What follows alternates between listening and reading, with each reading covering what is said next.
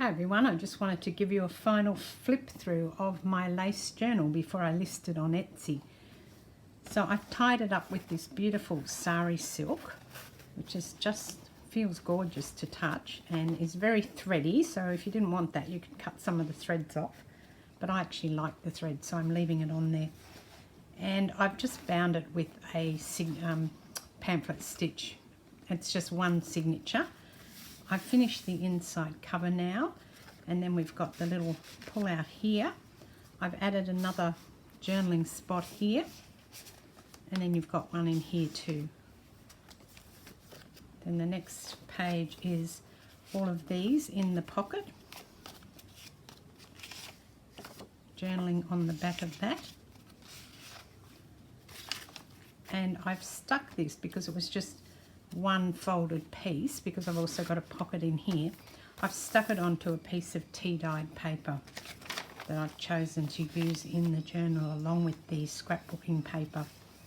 I've got a journaling spot in this pocket, and then I've also got a tuck spot in here that you can journal on, and I've got lots of little things in here and the envelope as well, tucking into the lace there. That's the center of the journal.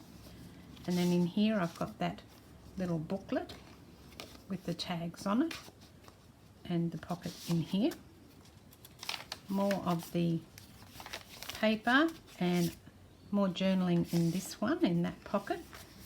So there's still room to add other pockets or other tags and things in here if you want to. And then I've got in here, I've got a journaling spot, I've got the little frame, and I've put a little photo in there as well. And that all tucks into that little pocket. And this is what I did to the inside back cover, and I've just covered it. You saw that on the video. So that all just ties up. So if you're interested in that, it's in my Etsy shop. And if you're not, well, I hope you still enjoyed looking through that and seeing what you can do, especially when you're not someone who uses a lot of lace like I do. Push yourself out of your comfort zone and see what happens. I'm really happy with the result. This is Deborah. Thanks for watching. Cheers.